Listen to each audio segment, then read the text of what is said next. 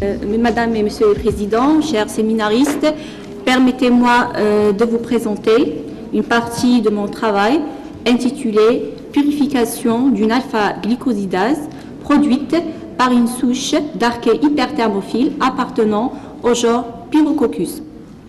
La souche en question a été identifiée selon le séquençage d'ARN 16S et l'analyse des lipides membranaires. Bon, je rappelle que ce travail a été réalisé au niveau du laboratoire de microbiologie appliquée de l'université de Béjaïa sous la direction du professeur M. Benalawa.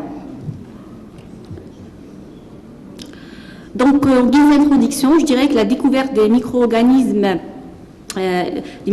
insolites, c'est-à-dire ayant la caractéristique prokaryote, mais divergeant profondément par leur structure des bactéries jusqu'alors connues, a conduit l'Américain Carl Woese en 1977 à introduire un nouveau statut pour ces micro-organismes qu'il nomma archée. Donc ce nouveau domaine est divisé en plusieurs groupes. Donc citons le groupe des hyperthermophiles qui produisent des enzymes thermostables intéressant une multitude d'industries agroalimentaires. Donc au niveau de l'industrie agroalimentaire, spécialement l'industrie amidonnière, il y a deux problèmes qui se posent.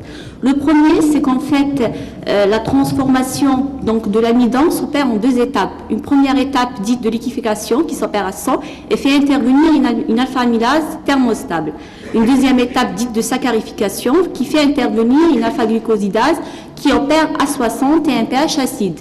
Donc le premier problème, c'est qu'il faut ajuster donc, et refroidir le milieu. Deuxième problème, c'est que cette alpha-glycosidase n'est pas naturellement thermostable. On lui ajoute du calcium, donc d'où la nécessité de désioniser. Donc ces deux problèmes-là, majeurs, engendrent des problèmes de surcoût pour l'industriel. C'est pour ça qu'il est important de rechercher une alpha-glycosidase thermostable, c'est-à-dire qui opère entre 80 et 100, et surtout active à un pH de 6 à 7, afin que les deux étapes de transformation puissent s'accomplir en continu. Ça, c'est la problématique. Donc, concernant donc, notre travail, donc, l'extraction de l'alpha-glycosidase thermostable a été réalisée comme suit. Donc, la production de l'enzyme se fait à partir de 10 litres du milieu 22-16S, additionné de maltose. Ce dernier est filtré, puis centrifugé à 8 G pendant 10 minutes. Donc, on récupère donc, le surnageant qui est concentré à 400 ml. Donc, ce concentré fait l'objet d'une chromatographie sur couche mince afin de révéler l'existence d'une éventuelle alpha-glycosidase. Le dosage de l'activité alpha-glycosidique se fait dans un mélange réactionnel contenant du maltose comme substrat et les protéines totales sont dosées sur la méthode classique de M. Bradford. Donc, après concentration, on réalise une précipitation au sulfate d'ammonium à 80% de saturation. Le mélange est centrifugé, puis le culot est repris dans du tampon Tris-HCl et il est dessalé par une simple dialyse contre le même tampon.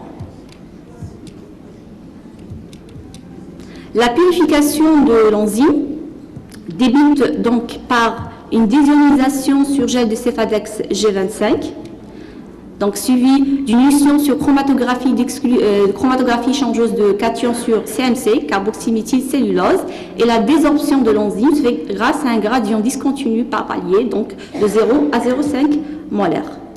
Les fractions actives subissent un deuxième dessalage sur gel de Cefadex G25 et font l'objet d'une chromatographie d'exclusion sur Cefadex G100, sur laquelle aussi on réalise une première estimation du poids moléculaire.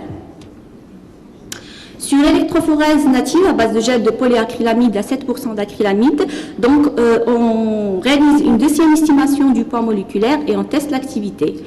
En parallèle, on réalise une SDS page, et on réalise une troisième estimation du poids moléculaire et on voit aussi le nombre de sous-unités constitutives. Les résultats que nous avons obtenus concernant le travail d'extraction, nous avons obtenu un extrait brut ayant une activité spécifique de 1,64 unités par milligramme.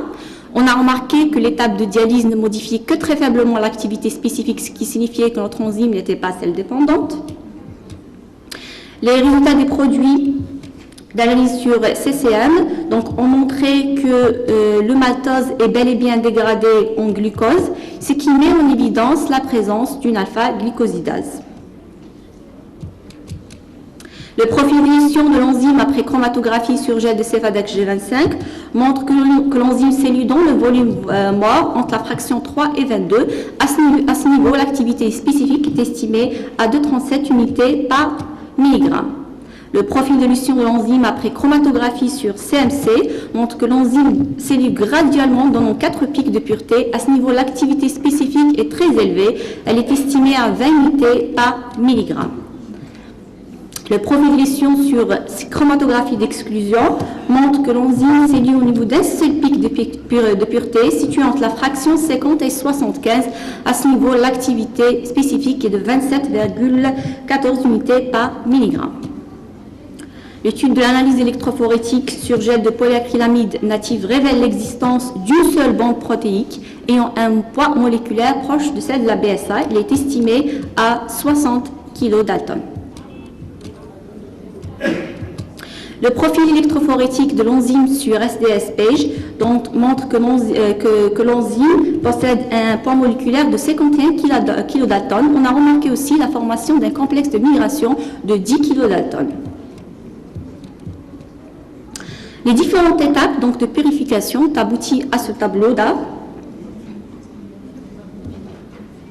Alors, on a remarqué que les protéines, donc que la quantité des protéines totales diminuait de 0,14 à 0,058 mg par millilitre, alors que l'activité spécifique augmente de 1,64 à 44,82 unités par milligramme, ce qui est indice de pureté de notre enzyme, fois un facteur de 27,33. Cependant, le rendement est très bas, il est estimé à 1,4%. L'étude de l'effet de la température montre que l'enzyme possède donc une température optimale à 85 degrés et 90 degrés Celsius. Elle est active à un pH optimum donc de 6,5. Elle est bel et bien thermostable, elle possède des temps de thermostabilité très intéressants, donc estimés à 5,2 heures à 85 degrés Celsius, 6,1 heures à 95 degrés Celsius et de 2,87 heures à 100 degrés Celsius. Donc, pour conclure, je rappelle que l'extraction de l'enzyme a abouti à un extrait ayant une activité de 1,64 unités par milligramme. Le dessalage a montré que l'enzyme s'élit au niveau du volume mort. La chromatographie sur CMC montre que l'enzyme s'élit graduellement dans 60 ml. La chromate d'exclusion a montré que l'activité est observée au niveau d'un seul pic de pureté. Et l'analyse sur la page a révélé l'existence d'une seule bande protéique ayant une activité de 44,82 unités par milligramme. Le poids moléculaire de l'enzyme est estimé à 77,6 kDa sur chromate d'exclusion, 60 sur électrophorèse native et 51 sur électrophorèse dénaturante. L'enzyme a un pH optimum, une température optimale de 6,5, 85 à 90 degrés Celsius. Elle est thermostable. Elle possède des temps de demi-vie donc de 6,1 heures à 85, 5,2 heures à 95 et de 2,87 heures à 100 degrés. Merci pour votre attention.